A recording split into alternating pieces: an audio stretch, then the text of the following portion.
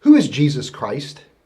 Muslims think that he was a prophet, yet Christians argue that he was the Savior, the Lord, the Son of God. Christians also regard Jesus as being a good moral teacher, but could we extend that now and think of Jesus as being a philosopher? I'm joined today by a philosopher and a Christian named George Haraksin, who thinks that Jesus was a philosopher as well. George, why would you say Jesus was a philosopher? Yeah, it sort of makes you think a little bit differently about Jesus. My aim in reflecting and thinking about Jesus as a philosopher is for Christians, for them to begin to think of Jesus maybe in a new way that they haven't thought of him before. I mean, certainly we're used to thinking of him, if you're a follower of Jesus, as the Christ, the Savior, Lord, the Son of God, Son of Man, as the titles he used. While at the same time, we can look at his life and see that he was a moral teacher, teacher of the scriptures, a teacher of the faith. But in addition to that, there's other titles that we can assign to him. He was a student. He was a builder, right? He spent a lot of his time growing up. He was a child, a student. He asked questions, but he also taught during that time. But he was also a builder for a number of years. So we are comfortable a lot of times of thinking Jesus with those types of titles. But when you bring in this term philosopher, what does that mean and why think of him that way? For me, a little bit of the journey in that is when I started teaching philosophy, one of the requirements where I taught was how do you integrate your discipline, mine, philosophy, with the Christian faith? And I saw it's easy to do kind of with philosophy to do that, but I thought of new ways to do that.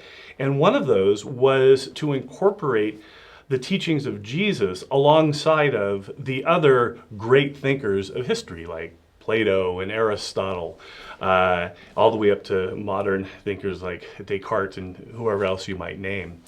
And when you compare Jesus's teaching, I want to argue that his teaching holds up well when you look at those, when you compare them.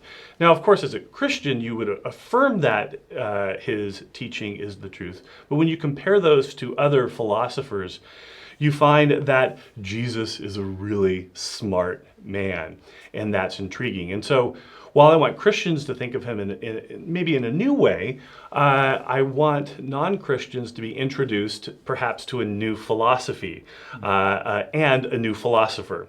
And this was, Peter Kreeft recently wrote a book called The Philosophy of Jesus.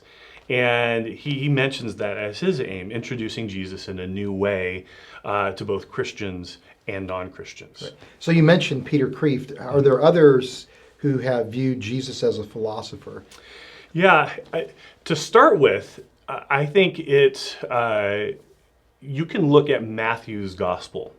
And Luke Timothy Johnson, who's a New Testament scholar, mentions this, that Matthew presents Jesus as a philosopher. One, he talks like a philosopher. He uses words that philosophers use.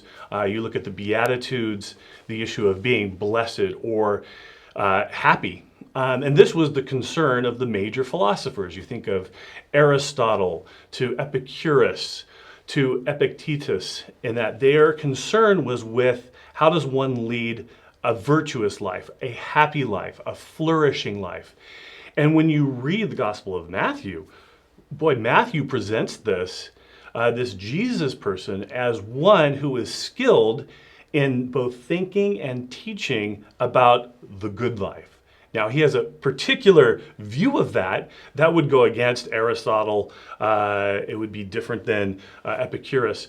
But it is a philosophy about so many different areas that philosophers talk about, from metaphysics, epistemology, and mainly ethics in that sense.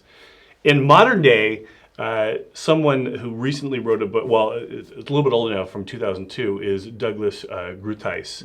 And he wrote a book in a series that other philosophers had written on other philosophers like Plato or Aristotle. He wrote one called On Jesus, and where he portrays Jesus, or he argues that Jesus is a philosopher. Yeah. Now, why would somebody might express discomfort at the idea of Jesus as a philosopher? Because this is, for many Christians, a radical way to think about Jesus. And I can imagine there being some, again, discomfort. Why would you think that would be the case? Yeah, I think for the Christian, when I introduce this idea to college students, those who are Christians, some of their initial impulse is that this seems to, in some way, demote Jesus, as if we're lowering his status somehow. And I try to show that we're comfortable thinking of Jesus as a carpenter, as a teacher. He also was, in his human nature, a student. And Luke 2:52 says that Jesus grew in stature, physically. He grew in wisdom, which must include knowledge. He grew in favor with God, in favor with other human beings. And so we're comfortable with those, and those don't demote Jesus. He's more than a student. He's more than a teacher, and he's more than a philosopher. But I think we can include him as a philosopher. So I think the initial impulse is to think that it demotes Jesus. For those who don't follow Jesus, I think the concern is that he is a religious person who emphasizes, and I'll put it in quotes here, faith over reason or knowledge. And I think when you investigate Jesus as philosopher, what you start to find is he affirms to love the Lord your God with all of, yes, your heart and your strength, but also your mind. And so Jesus doesn't disparage reason. He doesn't disparage logic. In fact, he's actually really skilled at using logic. He affirms a rational way to approach things. He points to empirical evidence. So depending on your starting point, whether you're a Christian or non-Christian, there's different ways that people react to it. But I think it is a way to be reintroduced into who the person of Jesus is.